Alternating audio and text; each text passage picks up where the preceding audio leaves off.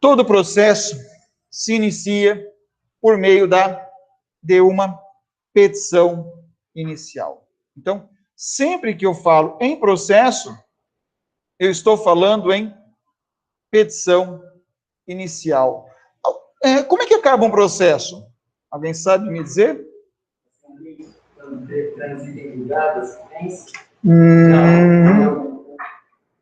Na verdade, um processo se encerra, grosso modo, por meio de uma sentença. É claro que ainda tem a questão de recursos, tem toda uma discussão que, por hora, eu não acho conveniente tratarmos. Mas entendam, então, todo processo começa com uma petição inicial e ele vai terminar, a grosso modo, com uma sentença. Alguém sabe me dizer o que acontece no meio do processo? Alguma coisa que ocorra ao meio do processo? Despacho, interlocutório, liminar, mas tem uma coisa mais conhecida: audiências. Todo processo tem audiências. Então, olha que interessante. O processo ele tem uma forma de acontecer, do seu começo ao seu final. Todos os atos processuais são encadeados, tem uma sequência para realizar. O procedimento, nós vamos ver mais ao final, ele é como se fosse uma receita de bolo. Eu tenho que seguir a receita de bolo naquela sequência, inclusive. Eu não posso mudar a sequência. Por isso a gente chama, então, que o processo ele é lógico. Eu tenho condição, vocês terão condição, quando aprofundarem o estudo do processo, ao pegar um processo, saber qual é a próxima etapa e imaginar quais seriam as etapas que estão para trás. Isso é lógica. A gente não vai ter surpresas com o processo. Eu consigo dizer para o cliente: olha, cliente, nós teremos uma audiência. Eu não consigo dizer o dia, mas eu consigo dizer que eu terei. Cliente, eu vou precisar de testemunhas. Eu não preciso do nome agora, mas no futuro eu precisarei. Ok? E essa lógica, essa racionalidade, ela também tem que ser manifestada pelo juiz. Quando o juiz decide, né, como o colega comentou aqui no início da aula, o juiz ele tem que ser autoridade, não autoritário. Quando ele decide, ele tem que dizer por que ele decidiu. Por que ele entende desta forma, por que ele entende daquela outra forma. Tem que nos convencer de que ele está fazendo um bom serviço. E, além disso, para culminar essa estrutura, o processo ele é público. Todos nós temos o direito a ter acesso, a olhar esse processo. Então, essa lógica, ela garante a transparência do processo, para que a gente possa saber o que vai acontecer. A gente vai ter uma noção do andamento da coisa. E vejam, por óbvio, nem todos os processos serão públicos. Vai ter alguns que correm em segredo de justiça. Processos que envolvem área de família, normalmente, casamento, divórcio, alimentos, guarda de criança, os demais são processos públicos. Por quê? Tem uma perguntinha que eu coloquei aqui, ó. O juiz é obrigado a prestar contas à sociedade? É. O juiz é obrigado a prestar contas. Ele não faz o que ele quer. Ele não faz e acontece. É claro que tem as críticas. Ele está sujeito à crítica. Todo o trabalho está sujeito à crítica. Agora, pela manhã, conversava com uma psicóloga sobre aspectos jurídicos e eu disse a ela, olha, cada processo é diferente. Você fala, mas professor, você é maluco? Você acabou de falar que ele tem uma lógica. Ele tem uma lógica, mas o andamento dessa lógica que vai mudar. Por exemplo, petição inicial. Se eu vou fazer uma petição inicial para o juizado especial civil, ela vai ser de um jeito, mas é uma petição inicial. Se é o mandado de segurança, é de outro jeito, mas continua sendo uma petição inicial. Vai ter audiência, no juizado é de um jeito, na vara comum é de outro, mas continua sendo uma audiência, nesse sentido que nós falamos. Ok? Então, processo ele tem essa garantia da lógica, de nós sabermos o que vai acontecer com esse processo. Terceiro princípio informativo é o princípio político. Eu acho muito bacana essa frase. representa o que a sociedade espera do processo. É o que eu quero com o processo. São os anseios sociais. Cuidado, tá? Não é político partidário. Não é PSDB, PT, MDB. É política. A política da boa vizinhança, por exemplo, do bom relacionamento. O processo ele tem que representar o que a sociedade quer de nós. Trago aqui 3 exemplos já mencionados para vocês. Um deles é lá o Estatuto do Idoso. Nós queremos proteger os idosos, os nossos velhinhos.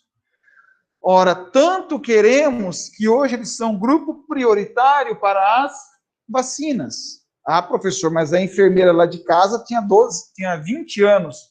Grupo de risco, é uma outra, assim, profissional da saúde também está sendo privilegiado, porque há uma vontade política para isso. Mas vamos falar do idoso. O idoso, ele é protegido pelo processo? Em que sentido que ele é protegido? Prioridade no andamento do processo. O processo anda mais rápido, ele é mais célere. É claro que eu já disse em aulas passadas, é mais uma promessa do Estado. A gente não consegue ver tanta diferença assim no processo. Mas, se eu tenho uma audiência de uma pessoa de 12 anos com alimentos, e eu tenho um idoso de 80 anos, qual que vai ser priorizado? O do idoso. Mas por que vai ser o do idoso? Porque o Estado decidiu assim. O Estado teve vontade que a coisa acontecesse desta forma. Então, essa vontade é a vontade do Estado. Mas, professor, essa não é a minha vontade. Ok. Mas você não é o centro do universo. Nós somos uma coletividade. O direito ele é feito para todos, para nós que estamos aqui, pessoal que está em casa, para quem não está estudando, o direito é feito para todos. Então, vai ter que representar a vontade de todo mundo. Ah, mas tem coisa mais polêmica, preconceito. Uma sociedade preconceituosa, machista, como a brasileira, fala disso, tem hora que você corre o risco de tomar um tapa. Mas é verdade. A sociedade tem esse defeito. E a gente quer acabar com esse defeito. De todas as formas, de todos os jeitos. Né? O que me interessa, né? Que diferença faz se ele é japonês ou se não é? Todo mundo é irmão. Todo mundo tem que se respeitar. Ah, professor, mas ele... Gente, todo mundo é igual. Isso é vontade do processo civil? Não só do processo civil, esse princípio ele é de tudo, né? Serve para todos. Esse mais pontual, processo eletrônico, nós queremos uma maior o quê? Agilidade na resolução dos nossos processos. Eu posso fazer um processo por escrito hoje em dia? Não mais. Tudo tem que ser por meio eletrônico. Quando eu falo escrito é por papel. Por papel eu não posso mais. Eu preciso colocar num processo... Para quem nunca viu um processo eletrônico, que é normal nesse momento da disciplina, pense numa plataforma de e-mail.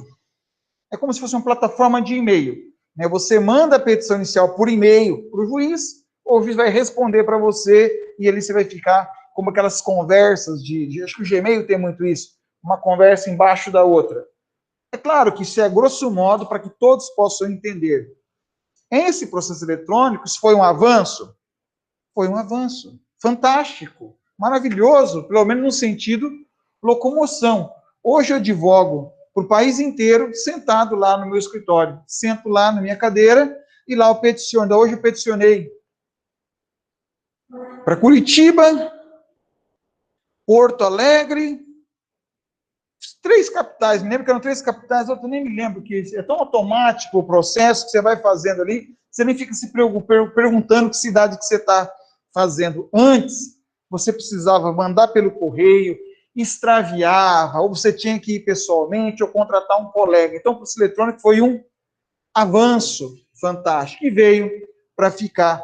Ainda existe processo físico? Certamente. Quando você se formar, ainda deverá haver ali um ou outro perdido, porque o volume era muito grande, algumas comarcas estão escaneando, né, transformando em processos reais. Ok? Deixa eu ver se o chat tem alguma pergunta aqui. Um segundinho. Vamos lá. Vamos responder as perguntas daqui do Valci. Qual é a diferença entre o princípio da ação e a palavra petição, em vez de petição inicial? Veja, não há nenhuma diferença entre princípio da ação ou petição inicial. Tudo é... Porque a gente tem que pensar assim, todo processo ou toda a ação, nós vamos ver que é uma diferença técnica, mas dá para a gente falar igual, ação e processo, todos eles se iniciam por meio de uma petição. Inicial é a palavra, petição inicial. Mas, quando o réu se defende, alguém sabe o nome? Contestação. Contestação. Sabe o que é uma contestação? Uma petição. Um recurso? Uma petição. Um recurso extraordinário? Continua sendo petição. Então, todos os atos que o advogado assina, chama-se petição. Então, Valcim, não há diferença, é a mesma coisa. Se alguém quiser perguntar pelo microfone, eu respondo na hora aqui, ok? Se não, eu leio o chat aqui aos poucos. Então, respondida a pergunta, petição seria o gênero da qual petição inicial é a espécie. Belezinha? Vamos avançar? O último, talvez o mais simples de todo, é o princípio econômico. O que significa? Tem a frase ali, eu amo essa frase. Máximo de resultado com um mínimo de esforço. Máximo de resultado com um mínimo de esforço. Então, significa que processo deve ser rápido e barato. Quando eu falo de economia, eu não estou somente me referindo a dinheiro. É claro que dinheiro é importante, muito importante. Se você é daqueles que acha que direito não interessa, dinheiro não traz felicidade, ok, doa seu dinheiro para mim e seja feliz. Torço para que vocês façam isso. Então, dinheiro é muito importante? Claro que é. O processo tem que pagar o processo. Estou nem falando de advogado, estou falando das custas processuais. Mas é economia de dinheiro e de tempo. Tempo é muito importante também. Diria, talvez, sem brincadeira, que tempo talvez seja mais importante até que o dinheiro. Se você tem tempo, você faz dinheiro. De qualquer maneira, o processo tem que ter o máximo de resultado com o mínimo de esforço. Tomem cuidado com o seguinte, processo custa? Custa. E quem não tem condição de pagar, não tem direito a processo? Tem direito. Ele vai ter advogados dativos, ou defensoria, ou ainda a justiça gratuita. Ou seja, não vai precisar pagar as custas processuais. Quem é que arca com essa despesa, então? Aí acaba sendo o Estado. É claro que eu não vou tratar nesse momento da nossa disciplina sobre justiça gratuita, nós vamos ter um momento só para falar disso. Mas a essência é essa. Processo é garantido a todos. É o tal do acesso à justiça. Quem pode pagar, vai pagar pelo processo. Quem não pode pagar, vai ter o benefício da justiça gratuita. Alguém sempre, mas é igual? Veja. Vamos dizer que espiritualmente seja igual. Na prática, às vezes, pode ser um pouco mais dificultoso, porque quando você tem um advogado privado, ele vai acompanhar o processo ali dia a dia. Nos outros, não estou criticando, é apenas uma constatação, o volume de processo pode ser grande, e o advogado não tem aquela condição de olhar tão de pertinho quanto aquele que está sendo remunerado. Mas isso aí varia muito de caso a caso, advogado a advogado, ok? Fechando a ideia, fecha aquele raciocínio inicial. Olha aqui, ó. Petição inicial, contestação e sentença. Coloquei ali 3 atos processuais, mas existe ali uma infinidade deles acontecendo no meio dessa nossa petição inicial, até chegarmos à nossa sentença. Beleza? Diga, querido, seu nome? Cláudio. Diga, Cláudio. Cada um desses princípios, a gente percebe aqui que eles estão todos alinhados com a questão de sexta definição federal, né? Por exemplo, esse princípio econômico de direitos alternativos, de acesso à justiça para todos, está lá na Constituição. Eu acho que tem também essa questão da cronologia, e eu acho que a cronologia deve estar assim, psicológica, porque o juiz vale que tem que inicial, os processos mais antigos e tal, né? Teoricamente, assim. É que a cronologia está no CPC, é um outro artigo, mas tá certo, continua o raciocínio. Mas ele tem essa questão psicológica, né? Sim, sim. Então, assim, eles estão todos ligados à Constituição, assim, né? Direitos fundamentais, assim, a ciência. Perfeito, perfeito. Todos têm direito contraditório e tal, né? Na verdade, Cláudio, eu respondo a sua pergunta avançando um pouco, ó. Devido processo legal. Então, esses princípios informativos, na verdade, não só os informativos, mas os princípios, nós vamos encontrá-los, todos eles, positivados. Menos esse aqui, ó, duplo grau de jurisdição. Ele não está claro. Ele está na Constituição, mas não está claro. Os demais, Cláudio, os demais colegas que estão em casa, que estão aqui, eles são de forma ampla. Então, eu os encontro certamente na Constituição. Eles têm que estar lá também. Ok? Não sei se respondi, Cláudio. Então, você encontra lá. E eu avanço a você dizendo o seguinte: devido processo legal. É outro princípio bastante aberto, bastante amplo, que ele tem uma construção, ele vem para nós, ele é importado do sistema americano, né, do common law. Aqui no Brasil, prevalece o positive law, que é o direito positivo, ou civil law. Positive law ou civil law acabam sendo sinônimos. E você pode ter o common law, que é o direito costumeiro, do direito inglês e também do direito americano. Então, nós importamos essa cláusula do devido processo legal. O que é o devido processo legal? A gente pode resumir assim, ó. O processo deve respeitar toda a estrutura do ordenamento jurídico. O processo deve respeitar toda a estrutura de um ordenamento jurídico. E aí eu volto, quer ver? Como é que começa um processo? Por uma petição inicial. Quando eu processo alguém, esse alguém precisa saber que está sendo processado? Alguém sabe me dizer como é que eu aviso o réu? Mando um telefone para ele? Mando uma carta para ele? Intimação. Quase isso. É quase isso. É uma palavra parecida com intimação. Citação. Citação. Citação.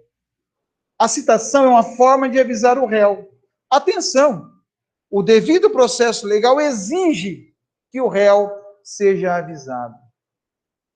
Não existe processo, não se estará respeitando o devido processo legal se eu não avisar o réu. Como é que eu aviso o réu? Citação. Citação. Quer anotar um conceito? Anota aí. Citação é o ato pelo qual, citação é o ato pelo qual o réu é chamado, citação é o ato pelo qual o réu é chamado para defender-se. O réu é chamado para defender-se, vírgula, caso queira. Caso queira. Então, se o réu quiser, ele pode se defender. Vamos lá? Mais uma vez. O processo começa por uma petição inicial. Como é que eu aviso o réu? Citação. Citação. E atenção, né? Citação e intimação são coisas diferentes. Citação, ela é dirigida, como é que está no conceito aí? Para o réu. Intimação, ela pode ser dirigida ao autor, ao réu, a uma testemunha, ok? Então, intimação ela é muito mais ampla.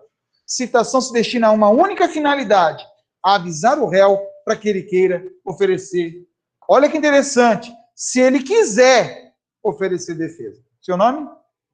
Gustavo. Diga, querido. quantos dias ele respondeu? Depende, Gustavo. A pergunta do Gustavo, para quem não ouviu, é: até quantos dias ele tem para se defender? Resposta: depende do tipo de processo. Se nós estamos falando de um mandado de segurança, eu vou ter lá, na verdade, vai mudar o nome. Lá não é citação, lá é notificação, mas lá o prazo é de 10 dias. Em regra, no processo civil, o prazo é de 15 dias. Se você for para o juizado, eles também vão, depende do juizado, vai ter uma regra um pouco diferente. Mas, então, assim, quantos dias para contestar? Resposta bem técnica. Depende do procedimento. Depende do procedimento. Aqui eu abro um parênteses para vocês, né? Ontem teve um concurso cancelado, né? Então, para concurso, pessoal, em processo... Teve da Polícia Civil. Isso. Em direito processual civil, aprenda o seguinte: prazo. Se você não souber o prazo, chuta 15. 15. Porque praticamente todos os prazos são 15 dias. Tá? Então, respondendo mais uma vez a sua pergunta, qual é o prazo para contestar? Depende do procedimento. Em regra, 15 dias. Avançando mais um pouco. Como é que o réu se defende se ele quiser? Como é que chama a defesa do réu? Já falamos hoje. Contestação.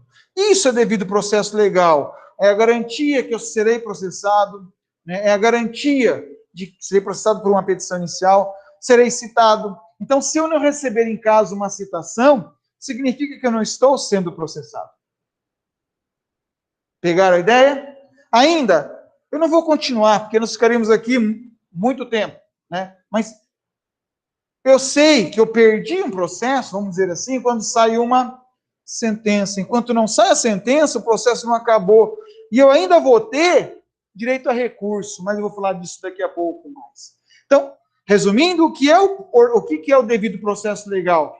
É a garantia que eu tenho, a segurança que eu tenho, de que para ser processado, o Estado tem que usar as ferramentas adequadas, as ferramentas certas. Eu fico aqui com meu celular, né? Estou tranquilo, porque ninguém vai tomar de mim. Né? Meu carro que está lá no estacionamento só vai me tomar se houver um processo contra mim, que respeite todas essas etapas. Ninguém vai tomar o que eu tenho, ninguém vai tirar minhas filhas. Minha esposa, para se separar de mim, tem que ter o procedimento. Pegaram a ideia? Diga, querido. Professor, o senhor falou que na citação, caso queira, usou a palavra caso queira. Então, tem a chance do réu falar, não quero nada disso e tal. Ele não teria que ser obrigado a ter a contestação para que o processo não tenha um andamento, assim? A pergunta do colega para quem está em casa é, se o réu não quiser contestar, como é que vai fazer? Ele não tinha que ser obrigado? Olha só. Seu nome?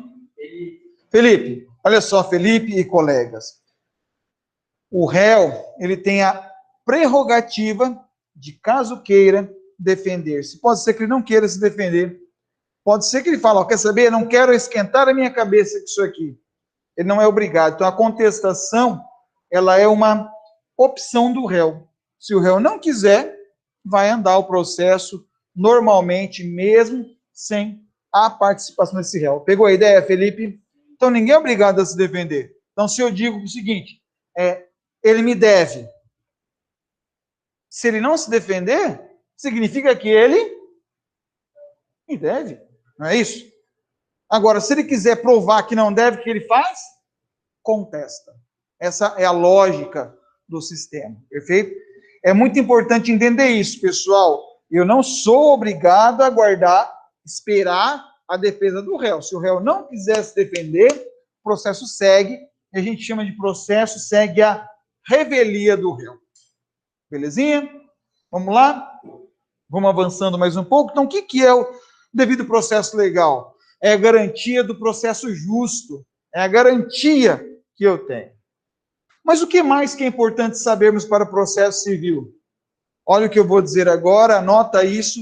O processo civil busca a verdade formal, de forma. O processo civil busca a verdade formal, enquanto o direito penal se preocupa com a verdade real. Por óbvio que, assim, isso está mudando um pouco também, o processo civil também busca um pouco da verdade real, mas a essência ainda é a verdade formal. Cadê aqui? Seu nome lá do fundo? Gabriel. Ô, Gabriel, defina para mim o que é verdade, Gabriel. A pergunta é lazarenta de difícil, eu sei. Vai. Defina a verdade. Vou facilitar a sua vida, então. Verdade existe, sim ou não? Verdade existe. Gislaine?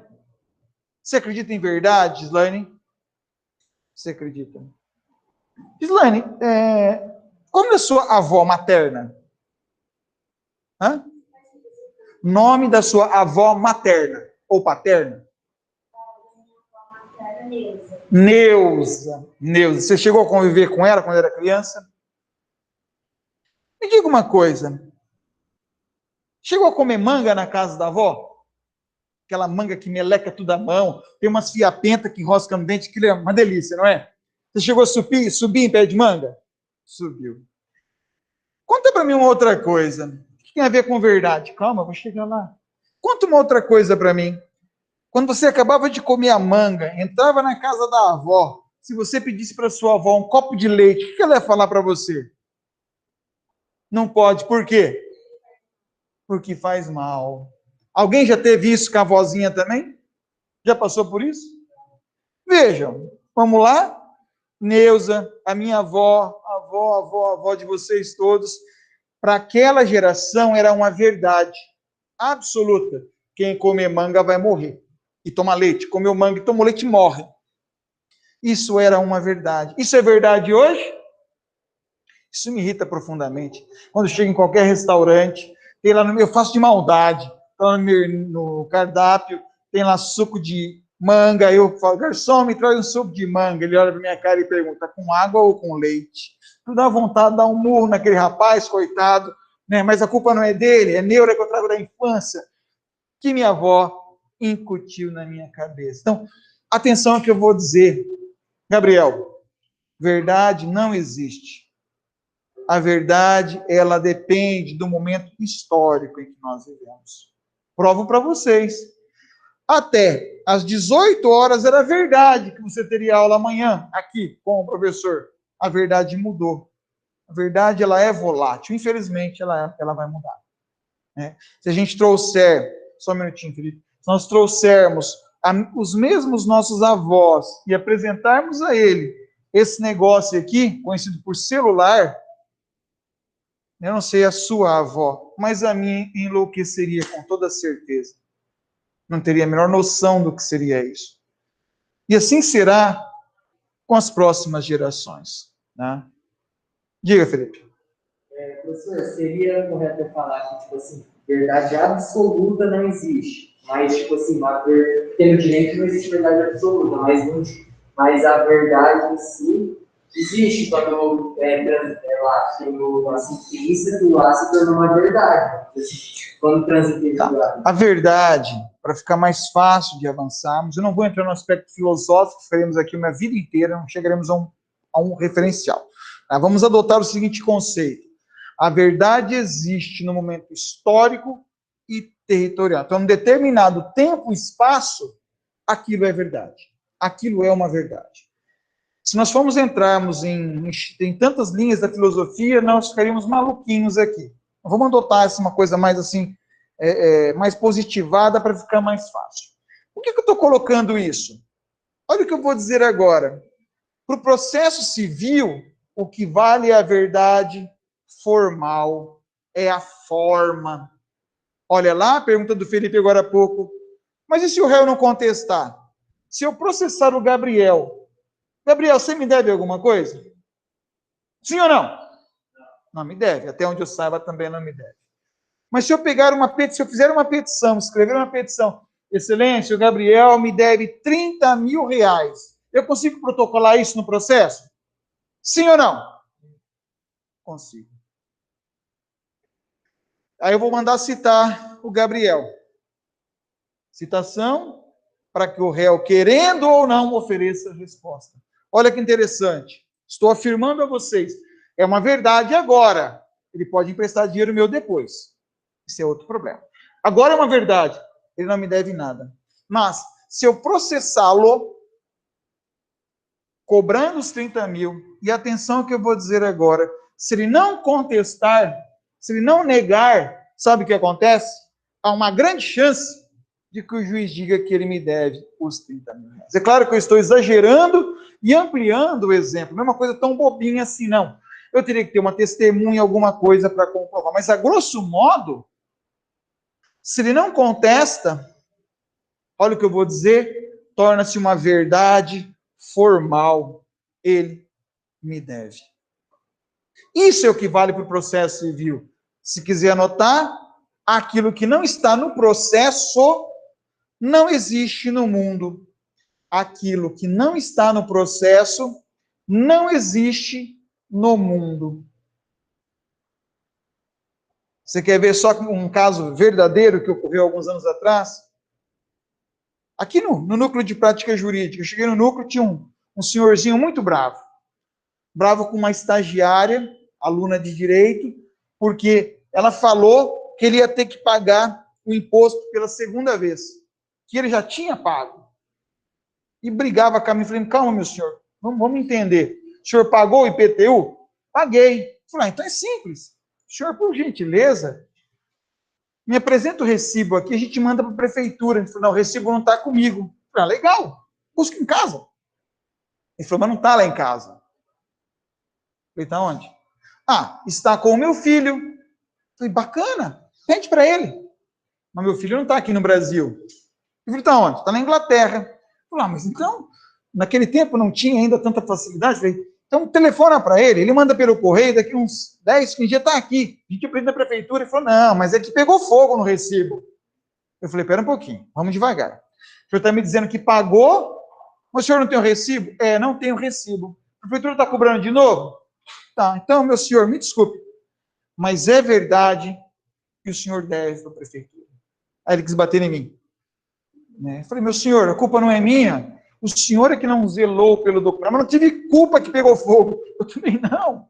Eu também não tenho culpa. A prefeitura também não tem culpa. A prefeitura pode estar. Eu vou acreditar no senhor. A prefeitura está errada, que não registrou direitinho. Mas o senhor também não fez a sua parte. Então, sinto muito. O senhor terá que pagar novamente. Mas, professor, eu acredito que era que ele estava dizendo a verdade. Eu também acredito que ele estava dizendo a verdade. Mas eu não tinha como provar. Isso é o processo civil. Para o processo civil, vale o que está no processo. Um terceiro exemplo, se ele tivesse o recibo, mas não tivesse apresentado no processo, teria alguma validade o recibo? Nenhuma, porque não trouxe para dentro do processo. Eu não tenho como adivinhar, como não tenho bola de cristal para saber o que aconteceu com ele. Olha lá, prova que está nos autos. É essa prova que me interessa. É isso que serve para mim. E vai fundamentar os meus argumentos e vai fundamentar, por óbvio, a decisão do nosso juiz. Entendam? Para o processo civil, que vale a verdade formal. Quer ver um outro exemplo? Mais complicado um pouco. Falamos da citação do réu, não falamos? Mas e se por acaso o réu mudar de endereço e eu não souber onde ele mora, como é que eu faço para citar? Alguém sabe me dizer? Já leu a respeito? O WhatsApp dele, eu não tenho o celular dele, não tenho o WhatsApp dele. Alguém quis falar aí em casa? Edital, Gabriel. CPF, dá para achar? Se você for procurar o meu CPF, você não está no endereço de casa. Pessoal, o pessoal de casa falou certinho. Edital. Citação por edital. Se eu não sei aonde está o réu, se eu não tenho o endereço dele, não consigo achar, posso tentar pelo CPF, mas não achei ele, eu vou ter que usar a citação por edital. E olha que interessante. De vocês, aqui, alguém já leu de casa também? Alguém já leu o site onde são publicados os editais? Sabiam que é publicado em um site? Garanto que não. Hoje são publicados no site do CNJ, os editais, que absolutamente, olha que interessante, dizer ninguém, estou exagerando, praticamente ninguém lê. Fala, mas pera um pouquinho, você está ficando maluco, né? Você acabou de dizer agora há pouco que o devido processo legal tem que citar o réu. E agora você está me dizendo que o réu não fica sabendo? Estou dizendo isso sim. Ué, qual é a lógica? É que a pessoa dê o endereço. A gente tem o endereço do outro. Hoje, com essas ferramentas tecnológicas aí, a pessoa só não é achada se não quiser, praticamente. Só não é encontrada se não quiser. Então, olha que interessante. Dentro da verdade formal, eu vou tentar de toda forma achar o réu. Mas se eu não achar o réu, eu vou formalmente publicar o edital. E uma vez publicado o edital, olha que interessante, o réu será considerado citado. Mas ele não leu. Eu sei. O juiz sabe. Todo mundo sabe. Mas por que ele se escondeu? Por que ele se escondeu? Por que não manteve o endereço dele atualizado? Se ele mantivesse o endereço dele atualizado, eu teria que encontrá-lo. Se eu não achasse, a citação seria nula. Pegaram a ideia? Pegaram? Acompanharam isso? Legal? Mais um princípio. Diga, Felipe. Mas quando publicou o edital, não dá mais tempo do réu fazer alguma coisa. Não, claro que dá. O réu ele é citado por edital. Lembra dos 15 dias? Vai contar o prazo do edital, ele terá 15 dias para ele se defender, caso ele queira. Mas aí, caso sumiu, vai no seu processo, não vai pagar, não vai ser. Vamos lá? Está gravado, é duro falar certas coisas quando está gravando. Mas vamos lá? Pessoal, eu vou falar assim mesmo. O que é importante para o processo civil?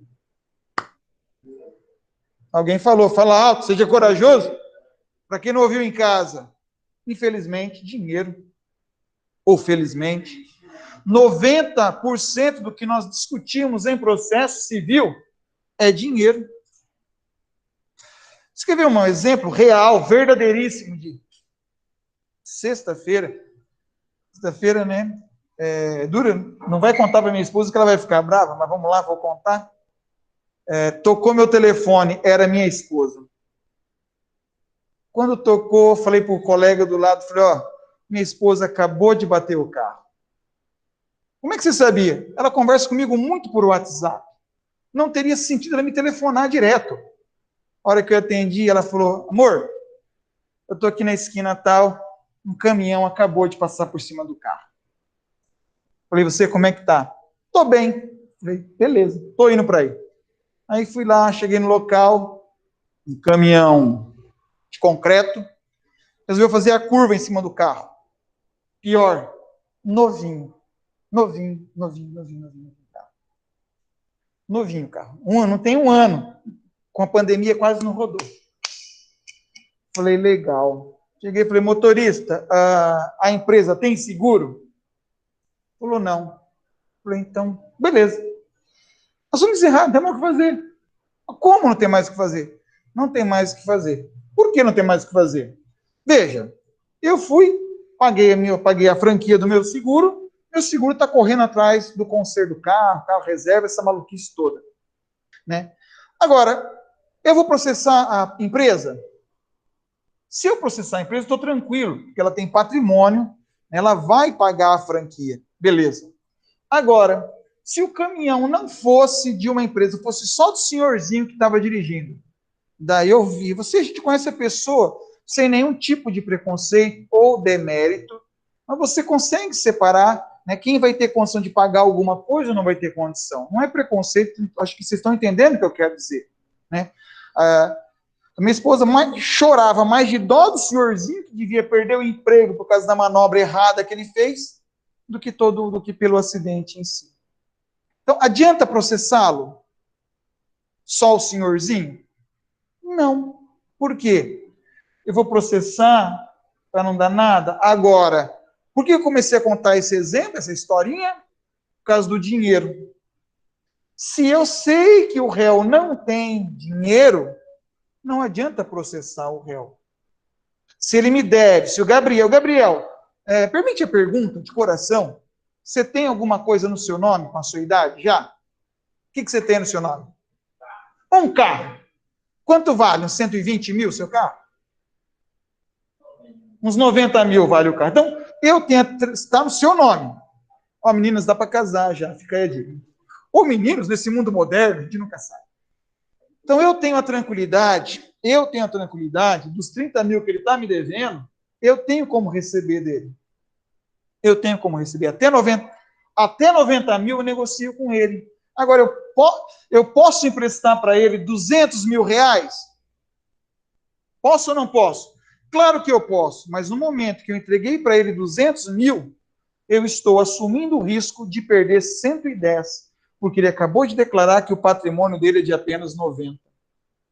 Não sei se estão me acompanhando o raciocínio. Então, vou processar o réu por processar, é o que a gente chama de análise de risco. Se o réu não tem dinheiro, contabiliza o prejuízo e vida que segue. Se o réu tem dinheiro, aí a gente vai atrás, vamos batalhar, vamos tentar receber. E mesmo tendo dinheiro, às vezes torna-se difícil. Nós temos alguns processos contra o grupo Ricardo Eletro, que agora está passando por uma recuperação judicial. Todo mundo está acompanhando isso daí. Vai receber? Quiçá um dia. Não sei se respondi a pergunta. Então, vou processar por processar? Não. Vou processar, vou citar por edital para poder o quê? Quando eu ganhar o processo, entrar no patrimônio dele e tirar do patrimônio dele, vender para poder me ressarcir. Porque se ele não tem dinheiro, eu não vou nem gastar para ir atrás. Felipe? Mas tipo assim, se ele não tem dinheiro, você processou porque realmente você viu que ele fez alguém fez a coisa errada. O Estado não te pagaria se você ganhar? Tipo assim, ganhar ação? De jeito nenhum. Lembra, processo civil, ele é um direito público, mas discute relações privadas. Então, o Estado não está nem aí para o meu problema. Vamos lá? Se eu quiser emprestar para o Gabriel 200 mil, eu posso emprestar? Posso. Agora, ele acabou de declarar, está gravado, que ele pode pagar até 90. Aí eu processo o Estado. Agora, Estado, você me dá mais 110 aqui? Que culpa que o Estado tem de eu gerir mal os meus negócios? Que culpa que a Gislaine tem de tirar do IPTU dela, de tirar do imposto de renda dela uma parcela que poderia ir para a saúde para pagar para mim? Perceberam? É claro que, assim, esse é o processo civil. Se a gente for discutir algumas teorias, se você for pensar que nós temos o contrato social, né, que o Estado tirou de nós, vocês ainda não perceberam isso, né? Mas o Estado tirou de nós a autonomia. Nós não temos mais liberdade. A gente acha que é livre, né? E vocês não perceberam até hoje? Vou mostrar para vocês. Se você quiser vir para a aula amanhã à noite, você não vai poder. Até amanhã você ainda pode, mas na quarta você já não pode mais. Porque a cidade estará fechada. Pelo menos a partir das 9 horas da noite. Aí tem uns caras meio malucos que desrespeitam por ser rebelde. Eu até acho que temos que respeitar. Mas vejam, a gente entregou para o Estado isso. Então, existem teorias que o Estado seria responsável quando roubam o meu carro. Porra, eu não pago IPVA, eu não pago os tributos todos, o Estado não me dá segurança, o Estado teria que me dar segurança. Ué, por que o Estado não te dá educação? Vocês não estão mais para faculdade privada? Eu tenho bolsa, você é um privilegiado. Plano de saúde, aqui ninguém paga, né? Todo mundo do SUS. O Estado também não tinha que dar saúde? Educação? Segurança? Então, por que eu tinha seguro do meu carro? Porque eu não estou preocupado com estou preocupado com o roubo. Estão entendendo a maluquice? Certo, Felipe? Então, o Estado não é responsável pelas questões dos particulares. Por favor, à vontade. Assim, por exemplo, igual o senhor disse, se a pessoa falou que tem 90 mil para pagar, daí tá, você processou, o juiz julgou e ela pagou os 90 mil. Só que o juiz julgou que tem que pagar 200 mil, por exemplo. Daí, no momento ela não te paga, mas enquanto você tiver lá a decisão, você vai poder, na vida dela, ficar cobrando a pessoa. Até que ela, quando ela receber... Enquanto não ocorrer a prescrição, eu posso cobrar dela. Não. Mas se no caso, você está sendo seu carro, lá de uma árvore, e ela cai em cima do seu carro, o Estado tem. A pergunta para quem está em casa e não ouviu é a seguinte: se a árvore cair no carro, o Estado é responsável? Se a árvore está em vias públicas, sim. Em via pública, sim. O Estado é responsável. Porque aí é por conta, respondendo objetivo ainda, é por conta das árvores que dão. Maringá tem muito isso, que nos dão aí essa qualidade de vida. O Estado é responsável. E agora, se for a árvore que está dentro do quintal, o dono do quintal é quem tem que arcar com a responsabilidade. Mais alguma dúvida, pessoal? Ok? Temos no chat aqui algumas coisas, vamos ver se é a mesma coisa.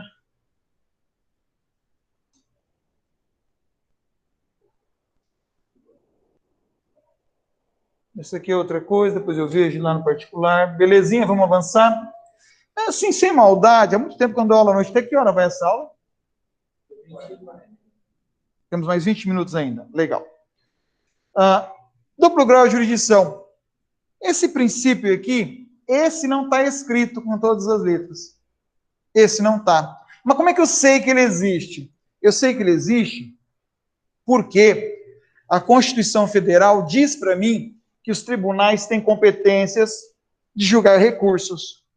Ora, se os tribunais podem julgar recursos, significa que os recursos existem. Não só isso, o próprio Código de Processo Civil traz um rol de recursos. Atenção ao que eu vou dizer agora. De todas as decisões judiciais, cabem recursos.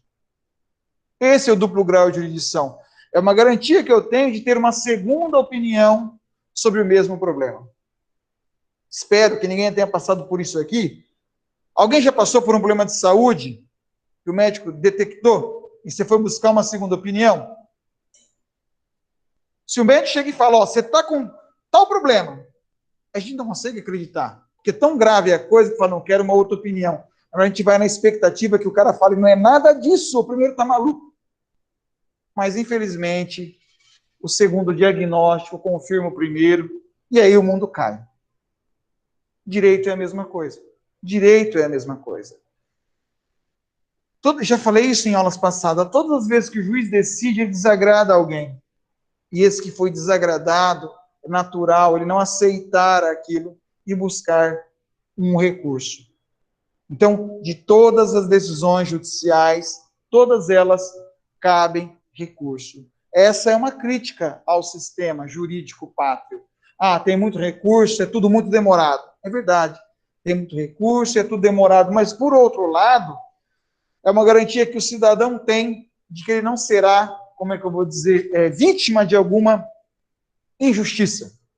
E vamos para a lógica também. Né? Um juiz julga sozinho. No tribunal, as decisões são proferidas por pelo menos três desembargadores. Não tem aquele velho ditado? Duas cabeças pensam melhor que uma. No caso, nós temos três cabeças. Não só isso, algo que no direito é muito importante. Normalmente os desembargadores têm mais experiência jurídica, experiência de vida. No direito, os novinhos, eu odeio quando eu falo isso. Eu também fui novinho, eu odiei quando o professor falou isso. Gente nova na nossa área erra mais do que gente velha, por falta de vivência. Mas é normal. Mas erra mais no direito, erra mais na medicina, erra mais na odontologia, erra mais em todas as áreas. Experiência é muito importante. Vejam, isso não quer dizer que o tribunal seja perfeito. Isso não quer dizer que o tribunal não erre. Muitas vezes erra também. Às vezes o juiz de primeiro grau, que fez sozinho, jovenzinho, decidiu melhor que 12 cabeças, 11 cabeças do STF. Perfeito? Mas o que interessa para nós é sabermos que nós temos a garantia, para nós enquanto cidadãos mesmo, nós temos a garantia de que nós temos uma segunda opinião sobre o nosso problema, sobre aquilo que a gente sofrer dentro de um processo. Isso é bom e é ruim. Se eu perder, eu tenho a chance de brigar de novo. Se eu ganhar, eu posso ter que brigar outra vez, ou continuar a briga. Diga, Felipe. Vamos lá. Se você processou alguém, daí você perdeu, daí você fala, eu vou entrar com recurso, então. você entrou com recurso e o acórdão foi que daí você está certo. O acórdão mudou a decisão do juiz. Daí, por exemplo, a outra parte que tinha ganhado com a sentença, na sentença ela estava certa. Ela ficou feliz. Daí ela viu que o desembargador mudou e agora ela não está mais feliz. Tem como ela discordar da decisão do desembargador, a outra parte, não você que está seguindo o recurso. Tá.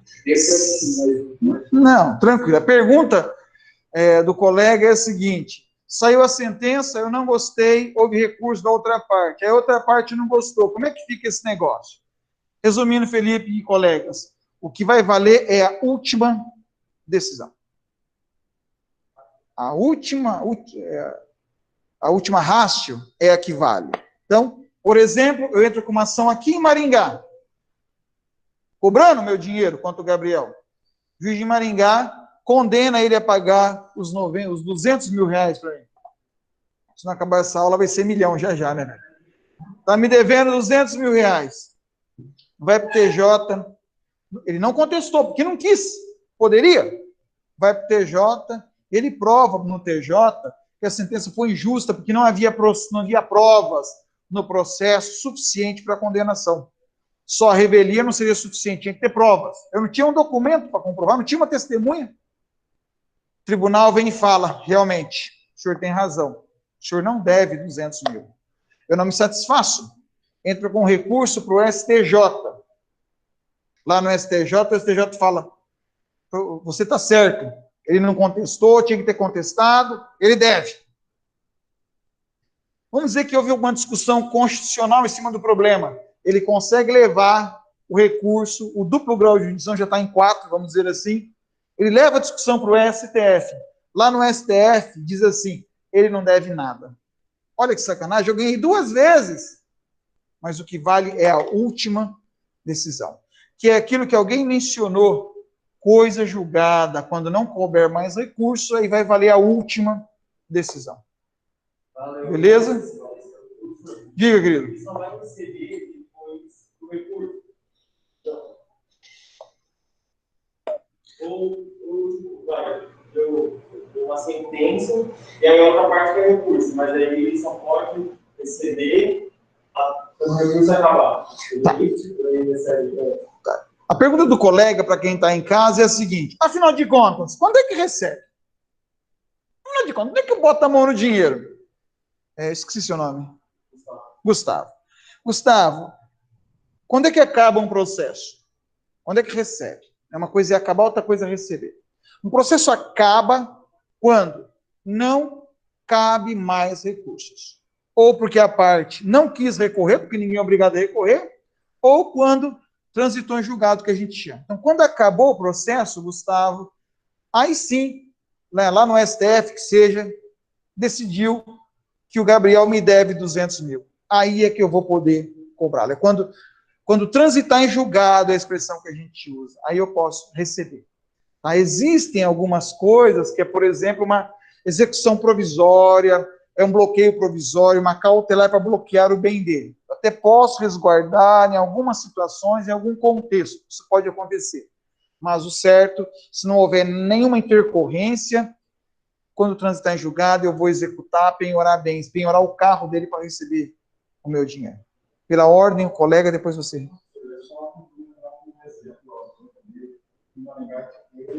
Um acidente já faz mais de 10 anos, acho que 15 anos, 16 anos. O funcionário da Vivo está vindo uma contratação de 20 anos. Eu lembro desse acidente. Daí, assim, quase de uma das famílias, né? Eles ganharam lá, dentro do código, no CPC, tinha uma valoração de tanto para o salário e tal. Daí, ficou lá, não sei se salário deles. Daí, eles ganharam o primeiro. Daí, o PJ baixou para menos da metade, 60. Daí, a família ficou satisfeita. Foi para a STJ. E assim, vai levar mais, né, 16, mas mais 5 anos, sei lá, talvez, né? Mas eles vão concordar, e assim, lá se o STJ não fala nada, mas ele respeita, né, do valor, assim, paga e tal, né? Então, eu tenho a esperança de que lá eles consigam erguer de novo o valor para decidir, né? O colega disse aqui, para quem está em casa, conseguiu ouvir a possibilidade das modificações dos montantes a partir das decisões. É possível, acontece, né? Cada juiz tem acreditado, cada cabeça uma sentença. Então, infelizmente, os tribunais vão mudando para mais ou para menos, vai oscilando conforme o entendimento dos tribunais. O problema é, demora muito. Eu sempre digo, eu tinha um desembargador muito amigo que faleceu ano passado, o Dr. Francisco Rabelo, ele sempre dizia o seguinte: eu decido rápido, o tribunal é que vai dizer se está certo. Ele tinha razão, não tem duplo grau de... não vai ter recurso mesmo? Então julga de uma vez, para poder agilizar, mas infelizmente o processo é desta forma. Por isso que eu brinco, né? Eu vou encerrando por aqui também, por isso que eu sempre brinco dizendo que eu seria 2 vezes mais feliz se eu não tivesse feito direito. Hoje eu sofro quando eu vi meu carro amassado, novinho, quase chorei, né? E eu sofro quando eu sei que não vale a pena ir atrás, a dor de cabeça que vai me dar, né? O valor da franquia ficou bem baratinho, né? Minha esposa disse que vai atrás, mas ela que vai, ela que corra. E você vai parar e pensar, vou ter que sentar e escrever, vou ter que ir atrás de testemunho, vou ter que ir numa audiência, né? Tudo isso custa tempo e dinheiro, ok? Agradeço a atenção de todos, né? Pessoal que está em casa também, se tem alguma coisa no chat aqui, Felipe. Agradeço a atenção de todos, então, e eu vou encerrando por aqui a aula, beleza? Aí, nós continuamos a nossa aula no próximo encontro, certamente remoto, chamado, eu já fiz o controle aqui pelo próprio sistema. Tá bom, galera? Agradeço a atenção, encerro a gravação aqui. Um abraço.